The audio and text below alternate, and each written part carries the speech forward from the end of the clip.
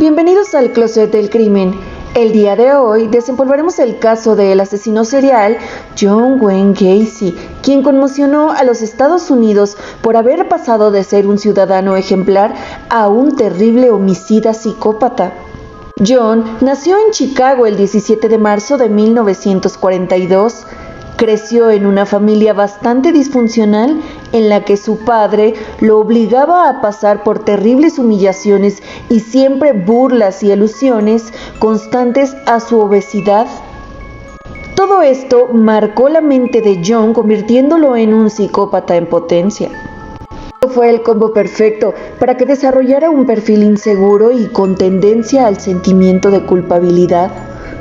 A pesar de haber tenido una infancia llena de conflictos, Gacy consiguió crear un entorno perfecto para una familia estable, pues su deseo más grande era una familia ejemplar, puesto que no la tuvo cuando era pequeño.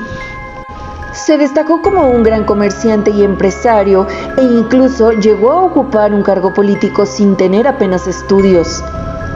Le dominaba su deseo de ser relevante y conseguir algún reconocimiento público.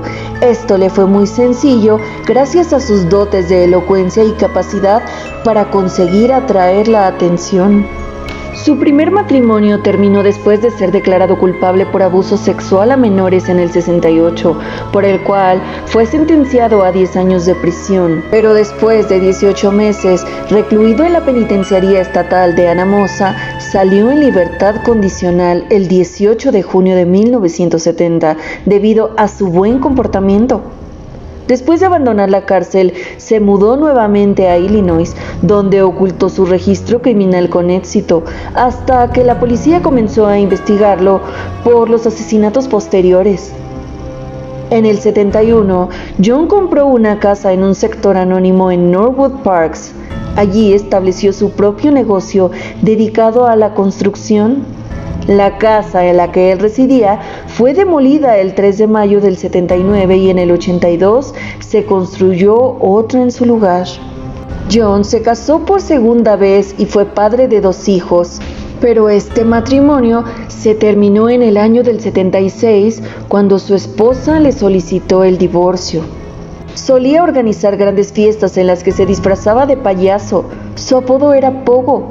Con esto lograba entretener a los niños. Sin embargo, detrás de esa cara divertida se escondía el mayor peligro para los menores, un hombre bastante sádico y sangriento. El modus operandi del payaso asesino partía del engaño, o bien se ofrecía a llevar a una de sus víctimas en su coche, o les citaba en su casa con la excusa de ofrecerles un trabajo de albañil en su empresa. Una vez allí, les drogaba con cloroformo, les llevaba a su sala del terror, donde se encontraba un completo instrumental de tortura y se deleitaba llevando a la práctica su sodomía. Finalmente los estrangulaba y enterraba los cuerpos sin vida en el jardín o en el sótano. Entre 1972 y 1978 asesinó a 33 personas. Todos eran menores de edad. Su casa comenzó a ser famosa por el olor que desprendía, un olor putrefacto de carne en descomposición. De todas las víctimas, solo dejó con vida a Jeffrey Rignall, un adolescente cuya declaración fue concluyente para el futuro de este payaso asesino. La elección de la figura de un payaso parece ser debida a la identificación con su infancia traumática, situación que le generó el padecimiento de graves disfunciones sexuales y motivo por el que buscó en la sodomía y asesinato un antídoto contra la impotencia.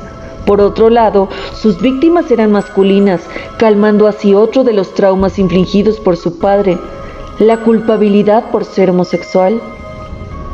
Esencialmente, cuando torturaba y mataba a sus víctimas, acababa con su propia imagen de la infancia a modo de expiación de su culpa o falsos pecados. Con una personalidad altamente antisocial, pero con un cinismo de tal nivel que solía organizar reuniones en su casa sin importarle levantar las sospechas. Parecía no ser consciente de la gravedad de sus acciones criminales, como si fuera capaz de separar su faceta de asesino de la de anfitrión ejemplar, producto de su falta de conexión con la realidad, casi como si sufriera un trastorno terrible de la personalidad. Otros de sus rasgos más relevantes son el egocentrismo y el deseo de dominación. No le bastaba con asesinar a sus víctimas, necesitaba recrearse en su castigo, sentir que sus víctimas sufrían y suplicaban, igual que Gacy lo hacía con su padre. Necesitaba castigar su imagen juvenil y adquiriría la figura dominante de su padre. En 1977, David Daniel, que por aquel entonces tenía 28 años, declaró que John le ofreció llevarlo a la estación de autobuses, pero Daniel rehusó. También dijo que Gacy era muy insistente, llevándole a pedir 7 veces e incluso ofreciéndole marihuana. De 2 víctimas que fueron reportadas como supervivientes, Daniel es el único vivo para relatar el procedimiento de John Wayne Gacy, el cual, como mencioné antes, consistía en atarlos, torturarlos de diferentes maneras para al fin estrangularlos. No había ninguna sospecha en Gacy hasta el 12 de diciembre del 78, cuando fue investigado después de la desaparición del adolescente de 15 años Robert Pierce. Fue visto por última vez camino de una entrevista de trabajo con él. Un allanamiento en casa de John reveló diversos artículos relacionados con otras desapariciones. El 22 de diciembre del 78, Gacy acudió a sus abogados y confesó sus crímenes. Declaró haber asesinado por primera vez en enero del 72, cuando al clavar el cuchillo en el cuerpo de un joven y ver cómo la sangre brotaba del cuerpo, sintió una sensación de excitación y esto comenzó a gustarle. También confesó haber matado a 33 individuos e indicó la ubicación de 28 de los cuerpos a la policía. Estaban enterrados en su propiedad. Las otras 5 víctimas, dijo, las había arrojado al cercano río Des Plaines. Al menos una de las víctimas fue recogida en la estación de autobuses. Los individuos más jóvenes tenían solo 14 años y el mayor 21. 7 de las víctimas nunca fueron identificadas.